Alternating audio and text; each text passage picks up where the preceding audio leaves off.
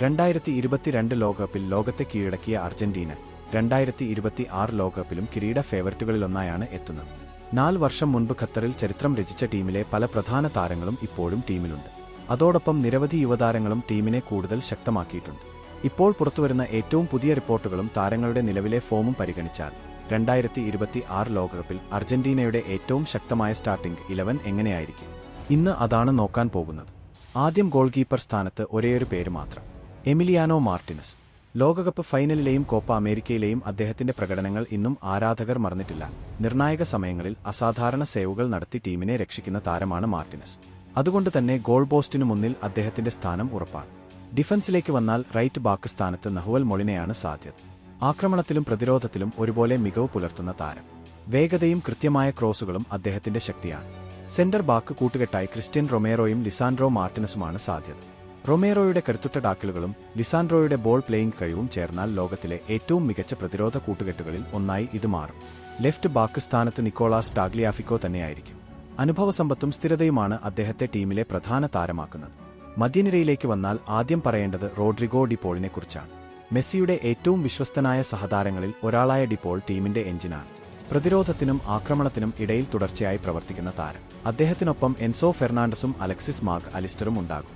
എൻസോയുടെ passing കഴിവും കളിയുടെ നിയന്ത്രണവും ടീമിന് വലിയ കരുത്താണ്. മറുവശത്ത് മാക് അലിസ്റ്റർ സൃഷ്ടിപരമായ നീക്കങ്ങളിലൂടെ അവസരങ്ങൾ സൃഷ്ടിക്കുന്ന താരമാണ്. ഈ 3 പേരും ഒരുമിച്ച് കളിക്കുമ്പോൾ അർജന്റീനയുടെ മധ്യനിര ലോകത്തിലെ ഏറ്റവും ശക്തമായ യൂണിറ്റുകളിൽ ഒന്നായി മാറും. ഇനി ആക്രമണനിരയിലേക്ക്.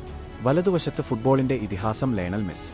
2026 ലോകകപ്പ് അദ്ദേഹത്തിന്റെ അവസാന ലോകകപ്പായിരിക്കുമെന്നാണ് പല റിപ്പോർട്ടുകളും സൂചിപ്പിക്കുന്നത്. 39 വയസ്സിലും അദ്ദേഹത്തിന്റെ പാസിംഗ്, വിഷൻ, ഫിനിഷിംഗ് എന്നിവ ലോകോത്തര നിലവാരത്തിലാണ്. മെസ്സി കളത്തിലുണ്ടെങ്കിൽ അർജന്റീനയ്ക്ക് എന്തും സാധ്യമാണെന്ന് ആരാധകർ വിശ്വസിക്കുന്നു. സെന്റർ ഫോർവേഡ് സ്ഥാനത്ത് ലൗട്ടാരോ മാർട്ടിനസാണ്. കഴിഞ്ഞ കുറച്ച് വർഷങ്ങളായി ക്ലബിനും രാജ്യത്തിനുമായി സ്ഥിരതയാർന്ന പ്രകടനമാണ് അദ്ദേഹം കാഴ്ചവെക്കുന്നത്. ഗോൾ കണ്ടെത്താനുള്ള കഴിവാണ് അദ്ദേഹത്തിന്റെ ഏറ്റവും വലിയ ശക്തി. ഇടതു വിങ്ങിൽ ജൂലിയൻ അൽവാരസ്.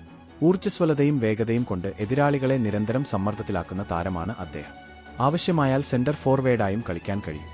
അപ്പോൾ അർജന്റീനയുടെ സാധ്യതയുള്ള ബെസ്റ്റ് 11 ഇങ്ങനെയാണ്: Emiliano Martinez, Molina, Cristian Romero, Lisandro Martinez, Nicolás Tagliafico, Rodrigo de Paul, Enzo Fernandes, Alexis Mac Allister, Lionel Messi, Lautaro Martinez, Julián Álvarez. ഈ ടീമിനെ നോക്കുമ്പോൾ ഒരു കാര്യം വ്യക്തമാണ്. പരിചയസമ്പന്നരായ ലോകകപ്പ് ജേതാക്കളും മികച്ച യുവതാരങ്ങളും ഒരുമിക്കുന്ന ഒരു സ്ക്വാഡാണ് അർജന്റീനയ്ക്കുള്ളത്. അതുകൊണ്ട് തന്നെ 2026 ലോകകപ്പിൽ കിരീടം നേടാൻ ഏറ്റവും കൂടുതൽ സാധ്യതയുള്ള ടീമുകളിൽ ഒന്നായി അർജന്റീനയെ പലരും കണക്കാക്കുന്നു. എന്നാൽ ഏറ്റവും വലിയ ചോദ്യം ഇതാണ്: മെസ്സിയുടെ അവസാന ലോകകപ്പിൽ അർജന്റീന വീണ്ടും ചരിത്രം രചിക്കുമോ? അല്ലെങ്കിൽ പുതിയൊരു ചാമ്പ്യൻ ലോകത്തെ അത്ഭുതപ്പെടുത്തുമോ? നിങ്ങളുടെ അഭിപ്രായം കമന്റിൽ പറയൂ. അർജന്റീന 2026 ലോകകപ്പ് നേടുമെന്ന് നിങ്ങൾ വിശ്വസിക്കുന്നുണ്ടോ?